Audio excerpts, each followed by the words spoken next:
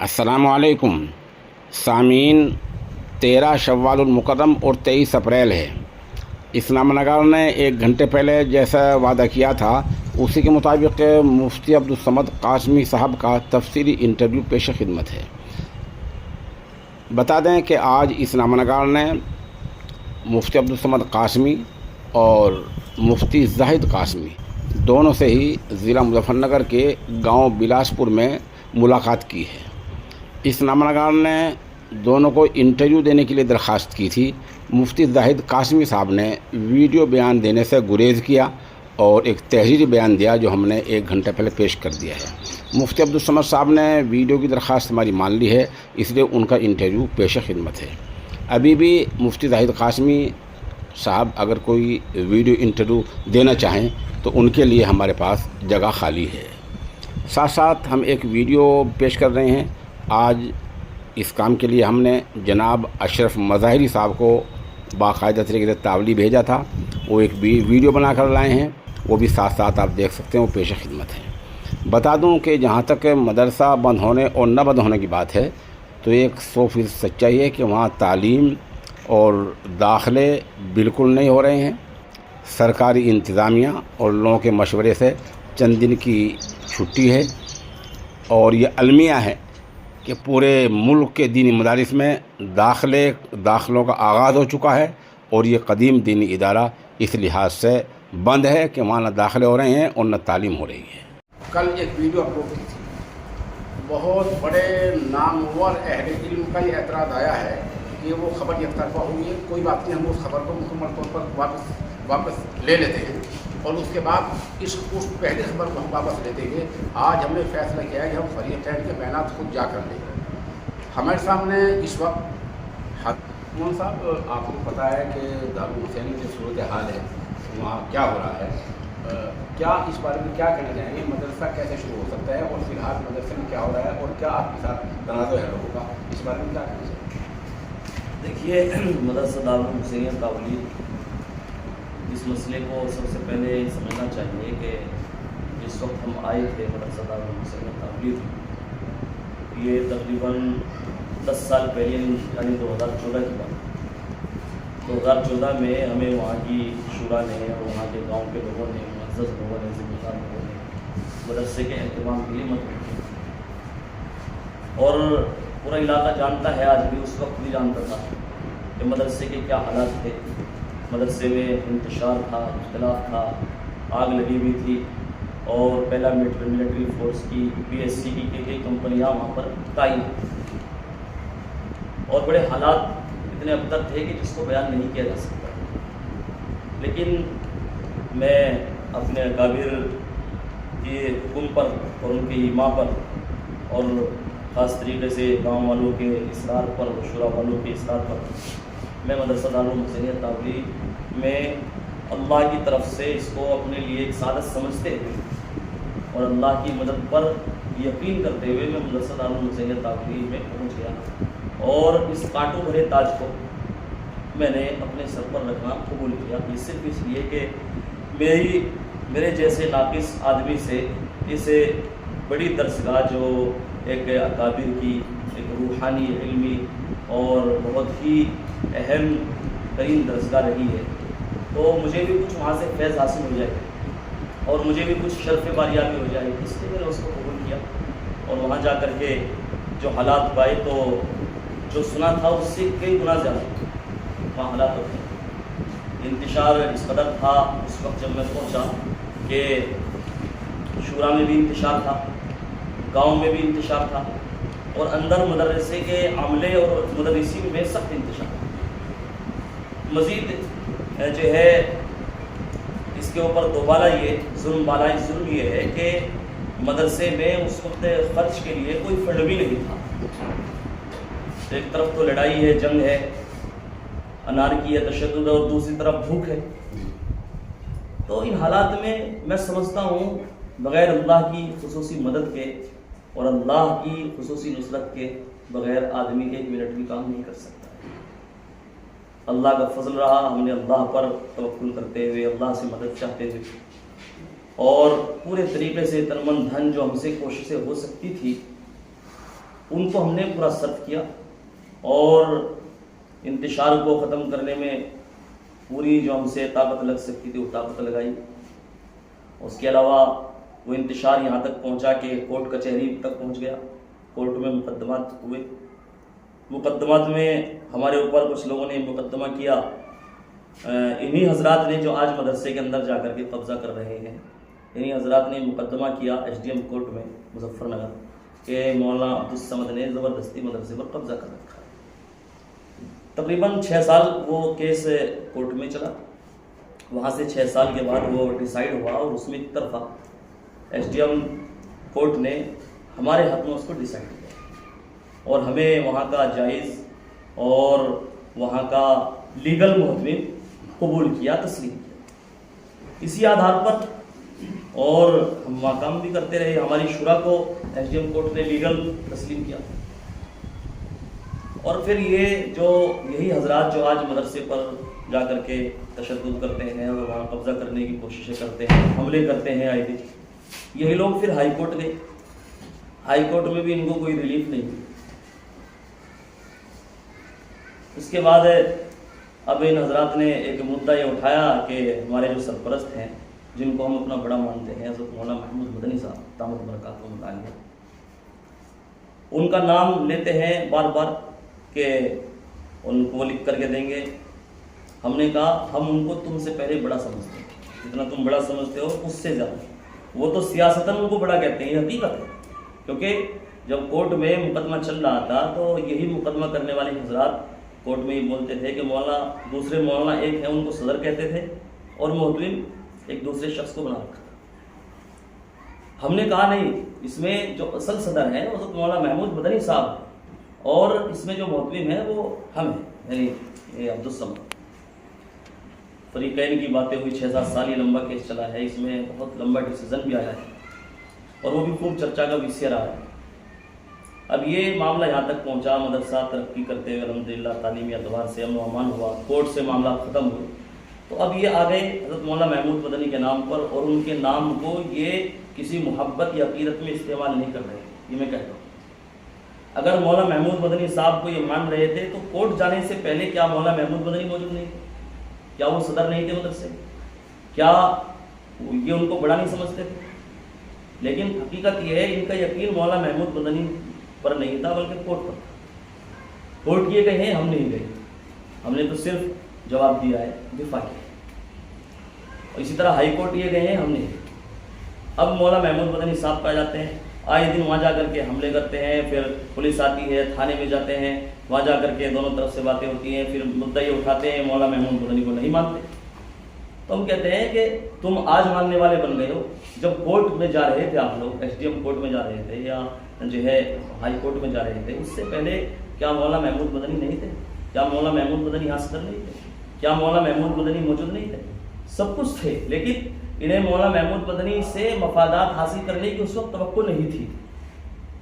اب ان کا یہ ہے کہ ان تمام چیزوں سے تم نا امید ہو گئے ہو، ناکام ہو گئے ہو کورٹ میں. تو اب وہاں سے تمہارے جو اغراض ہیں، مقاصد ہیں، جو اغراض سبھی جانتے ہیں کہ مدرسہ حسینیہ پر قبضہ کرنا اور اس کو اپنی تحویل میں لینا اور اس کی پراپرٹی اور جائیداد کو ہتھیانا، یہ ان کا مقصد ہے. تو اس لیے مولانا محمود مدنی دامت برکاتہم العالیہ کا یہ نام استعمال کرتے ہیں، جبکہ مجھے یقین ہے اور 100% وشواس ہے کہ حضرت مولانا محمود مدنی صاحب کو ان چیزوں کا کوئی علم بھی نہیں ہے. مولانا محمود مدنی صاحب انتہائی اعلیٰ درجے کے باوقار اور اس طرح کے جو ہے چھوٹے اور ذلیل ترین کاموں کے بارے میں ان لوگوں کو تصور بھی نہیں کر سکتے. حضرت کی شخصیت تو بہت دوبالا، لیکن یہ لوگ استعمال کرنے پر آتے ہیں تو کسی کو بھی استعمال کر سکتے ہیں اور اپنا الو جہاں سے بھی ان کا سیدھا ہو سکتا ہے وہاں سیدھا کرنے کی کوشش کرتے رہے. بس ہمارا تو یہی ہے کہ جو یہ مدرسے کو ختم کرنا چاہتے ہیں، اس کو برباد کرنا چاہتے ہیں، وہ برباد نہ ہو، وہ آباد رہے. وہاں جو تعلیم ہے قرآن و حدیث کی، اللہ اور رسول کی تعلیم ہے، قرآن کی تعلیم ہے، وہ سلسلہ چلتا رہے اور بزرگوں کی درسگاہ ہے وہ آباد رہے. اس میں ہم اس وقت آپ نے جیسا بتایا کہ ایس ڈی ایم کورٹ سے آپ کے حق میں فیصلہ ہوا ہے. جس وقت ایس ڈی ایم کورٹ میں فیصلہ ہوا اس وقت شورا کے کون کون اراکین تھے، ان کی تھوڑی فہرست آپ بتائیں. مولانا دیکھیے ایس ڈی ایم کورٹ میں جو وواد چل رہا تھا تو اس وواد کے اندر دونوں طرف سے دعوے تھے. یہ اپنی شورا انہوں نے بنائی تھی, ہم نے اپنی شورا بنائی تھی. انہوں نے اپنی شورا میں صدر حضرت مولانا ارشد مدنی صاحب اور نائب صدر ایک دوسرے آدمی تھے, اور محتمم ایک مولانا مفتی عبدالجبار صاحب ان کو دکھایا تھا. اسی طرح تمام عہدے تمام ممبران الگ تھے. ہم نے اپنی کمیٹی میں صدر حضرت مولانا سید محمود اسد مدنی دامت برکاتہم العالیہ, اور اسی طرح جو ہے نائب صدر حضرت مولانا مفتی محمد راشد صاحب, اور محتمم کی حیثیت سے ہمیں وہاں پر درشایا گیا تھا. یہ سلسلہ تھا, الگ الگ دونوں کی کمیٹی تھی, الگ الگ ممبر. اب کورٹ کو یہ ڈیسائیڈ کرنا تھا کہ کون سی کمیٹی ویلڈ ہے, کون سی کمیٹی لیگل ہے. کورٹ نے 6 سال کے بعد اس میں نرنے دیا, اور ایک طرفہ بالکل ایک دم واضح جسے بولتے ہیں بالکل واضح جلی حرفوں میں وہ ہمارے حق میں دیا, اور ہمیں لیگل اور جائز محتمم اور جائز کمیٹی تسلیم کیا. اور صاحب ایک بات میرے ذہن میں آتی ہے, قرآن شریف میں ایک آیت بولتے ہیں بسم اللہ الرحمن الرحیم اطیعوا اللہ ورسولہ یا ایھا الذین آمنوا اطیعوا اللہ واطیعوا الرسول واولی الامر منکم فإن تنازعتم فی شیء فردوہ الی اللہ والرسول. یہ قرآن شریف کی عام آیت ہے, عام اس کا مفہوم ہے. کیا اس کے مطلب کوئی ایسا فارمولہ ہے کہ اہل علم کے بیچ میں آ کر یہ معاملہ کا کوئی حل ہے جس میں مدرسے میں تعلیم مکمل شروع ہو جائے؟ جی بالکل, ہم تو ہر وقت تیار ہیں. یہ اگر حل کرنا چاہتے ہیں بات چیت کریں, بات چیت سب چیزوں کا حل ہے, لیکن انہیں بات چیت کو آنا ہی نہیں ہے. انہیں تو صرف اپنی جو ایک روب ہے اور ناک جسے بولتے ہیں, اپنی چودراہٹ کا مسئلہ انہوں نے بنا رکھا ہے. یہ ہماری چودراہٹ رہنی چاہیے اور یہ بالکل ختم ہونی چاہیے. اس میں مزید آپ کو یہ بتاتا چلوں کہ اس ادارے میں اس سے پہلے جو محتممین حضرات تھے, یعنی ہم سے پہلے جو محتمم تھے حضرت مولانا رشید الدین خان صاحب رحمۃ اللہ علیہ, جو حضرت مولانا محمود مدنی صاحب کے استاذ بھی ہوتے تھے, وہ تقریباً 35 سال یہاں پر تھے. لیکن آخری ایام میں ان کے ساتھ جو کچھ ہوا, اتنا غلط ان کے ساتھ ہوا, اتنا ظلم ان کے ساتھ ہوا جس کو بیان نہیں کیا جا سکتا. وہ بوڑھے تھے, شوگر کے مریض تھے, اور بڑے شریف انتہائی سلیم الطبع آدمی تھے. ان کو ٹورچر کیا گیا, ان کے ساتھ بےہودہ اور گندی حرکتیں تک کی گئی. ان کو یہاں تک بھی ان کو گالیاں تک دی گئی, اور ان کو ایسے مطلب ان کو یہاں تک کہ ان کو جسمانی اعتبار سے بھی اذیت پہنچائی گئی ہے. اب ان کا یہی مقصد ہے کہ جیسے وہ بیچارے شریف تھے, وہ بیچارے باہر کے تھے اور شریف تھے انتہائی اعلیٰ درجے کے, ایسے ہی ہر محتمم کے ساتھ تم کر کے کامیاب ہو جاؤ گے اپنے مشن میں. تو ہمارا یہ کہنا ہے کہ دیکھیے الحمدللہ یہ الگ بات ہے, اللہ کا فضل ہے. ہم یہ نہیں کہتے ہم بہت طاقتور یا بہت زیادہ ہم وہ ہیں, لیکن ہم یہ ہے کہ اللہ نے ہمیں دفاع کی تھوڑی بہت جو طاقت دی ہے تو وہ استعمال کرنے کے لیے ہی دی ہے. ایک بات یہ ہے کہ دفاع کرنا ہر مسلمان کا حق ہے اور ہر ہندوستان کے ہر شہری کا حق ہے. اگر یہ نہیں کہ ظلم ظالمین کے آگے یا کوئی آدمی آپ کو دبانا چاہ رہا ہے, آپ کو وہ جو ہے آپ کو ٹورچر کرنا چاہ رہا ہے, آپ کے ساتھ جسمانی اذیت کا معاملہ کرنا چاہ رہا ہے, تو کیا آپ اس کا مقابلہ نہیں کر سکتے؟ بالکل مقابلہ کرنا چاہیے. آپ کا ہندوستان کا قانون بھی کہتا ہے کہ آپ کے اوپر کوئی ظلم کر رہا ہے, کوئی اتیاچار کر رہا ہے تو اپنا بچاؤ کیجیے. بات یہ ہے اگر یہ کیوں اس بات کا امکان ہے کہ اگر جمعیت علماء والے حضرت مولانا محمود مدنی صاحب ہیں, یہ لوگ اگر بیچ میں آ جائیں اور جو کچھ فیصلہ کریں, کیا اس بات کو امکان ہے کسی درجے میں؟ جی بالکل, حضرت مولانا محمود مدنی صاحب ہمارے بڑے ہیں, ہم پہلے سے یہ بات کہہ رہے ہیں. ہم نے انہی کے نام پر یہ کیس الحمدللہ کورٹ میں لڑا ہے, اور اللہ کے فضل سے ہمارے حق میں وہ کیس ہوا ہے, مقدمہ ہوا ہے. ہمیں لیگل تسلیم کیا گیا ہماری کمیٹی کو, اور ہمیں لیگل محتمم تسلیم کیا گیا ہے. مولانا محمود مدنی صاحب ہمارے بڑے ہیں. دیکھیے مولانا محمود مدنی صاحب ہمارے بڑے ہونے کے ساتھ ساتھ وہ مزید یہ ہے کہ اس وقت ہندوستان کی سطح پر پوری مسلم قوم کے قائد ہیں. وہ جو فیصلہ کریں گے ہمیں منظور ہے. باقی اس میں مزید یہ ہے کہ لیگل جو طریقہ ہوتا ہے, عام طور سے جو لیگل طریقہ ہے وہ شورا کی اکثریت سے, اور ہمارے باعلاج میں بھی یہی ہے کہ جو کمیٹی ہوتی ہے اس میں شورا کی اکثریت ہو یا اتفاقی رائے سے فیصلہ ہوتا ہے, اور ہمارے باعلاج میں بھی یہی ہے. لیکن اس کے باوجود حضرت مولانا محمود مدنی صاحب کو ہم اپنا بڑا سمجھتے ہیں, اور ان کو قدر کی نگاہ سے دیکھتے ہیں, اور ان کے فیصلے کو بصر و چشم قبول کرنے کے لیے تیار ہیں.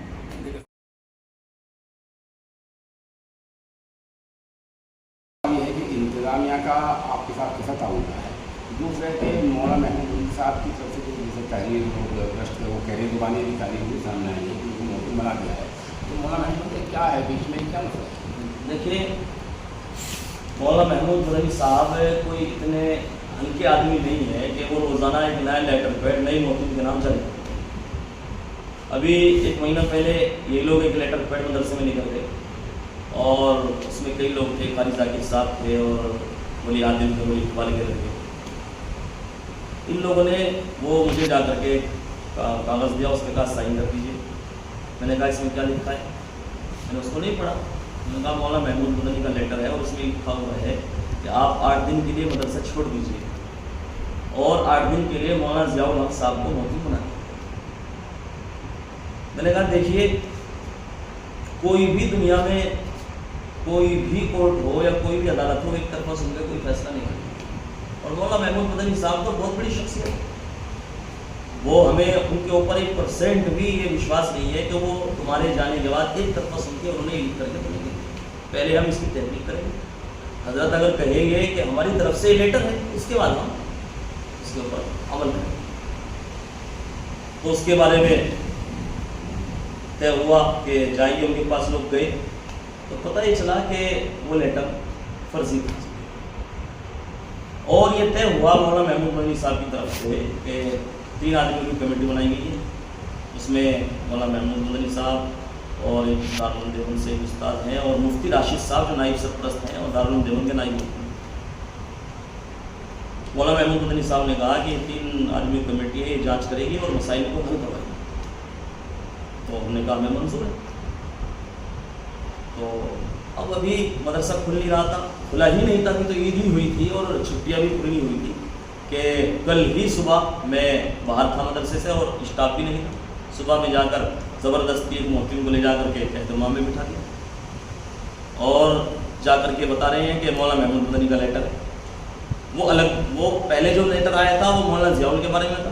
اب جو لیٹر آیا ہے وہ کوئی مولانا زاہد ہے، سوا کھیڑی باغپت کے رہنے والے، ان کے بارے میں لیٹر دکھا رہے ہیں، ان کے سائن بھی دکھا رہے ہیں اور کہہ رہے ہیں کہ ابھی محتم بنا کے بھیج دیں.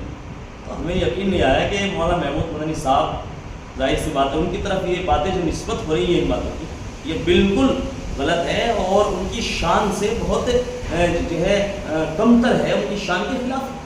کیونکہ وہ بیچ کے لوگ اس میں گڑبڑے کر رہے ہیں. جو بیچ کے لوگ ہیں جو مطلب آپ یہ کہیے کہ ایک اعتبار سے وہ اپنے مفادات کے حاصل کرنے میں لگے ہوئے ہیں اور مطلب خوشامدی ان کا مزاج ہے، خوشامد کرتے ہیں. ہر جگہ ایسے لوگ ہوتے ہیں، چاپلوس قسم کے لوگ ہوتے ہیں. وہ چاپلوسی کر کے یہ نئے فتنے گھڑ رہے ہیں تاکہ مدرسہ حسینیہ اور اس کی پراپرٹی اور اس کی جائیداد اور اس کی ملکیت تمہارے ہاتھ میں آ جائے اور تم اس کے مالک بن جاؤ. لیکن میں آپ کو یہ بھی بتاتا چلوں، الحمدللہ اللہ کے فضل سے اللہ کی مدد اور مزید جو پرشاسن ہے اس کا سہیوگ اور اس کی انتظامیہ کی جو ایک ہمارے لیے ایک ہیلپ ہے اور زبردست طریقے سے سہیوگ ہے، اس کو بھی ہم اس کا شکر ادا نہیں کر سکتے. ہمارے ساتھ بہت زبردست پرشاسن کا، انتظامیہ کا اور علاقے کے جو ہمارے ادھیکاری ہیں ان کا سہیوگ ہے اور انہی کے سہیوگ سے مدرسہ الحمدللہ ترقی کی راہ پر گامزن ہے. کل کی جو گھٹنا ہوئی ہے زبردستی جا کے مدرسے کو قبضہ کرنے کی، وہ انتہائی گھٹیا ترین ہے اور پرشاسن نے مستعدی دکھاتے ہوئے، انتظامیہ نے مستعدی دکھاتے ہوئے فوراً ان جو محتمین کے دعوے دار تھے جو زبردستی قبضہ کرنے کے لیے گئے تھے ان کو باہر کیا اور مدرسے سے ان کو باہر کر کے مدرسے میں تالا اور تاکہ یہاں امن ختم نہ ہو اور یہاں آپس میں لڑائی جھگڑا نہ ہو، یہاں جنگ کے حالات پیدا ہو.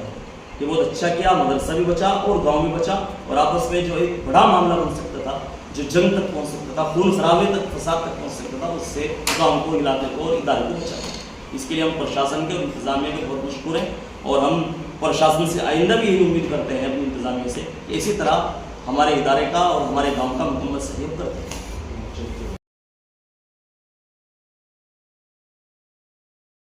ایک مزید بات یہ بتاتے چلیں، دیکھیے کسی بھی جگہ کوئی آدمی بغیر مقامی لوگوں کے تعاون کے کوئی کام نہیں کر سکتا.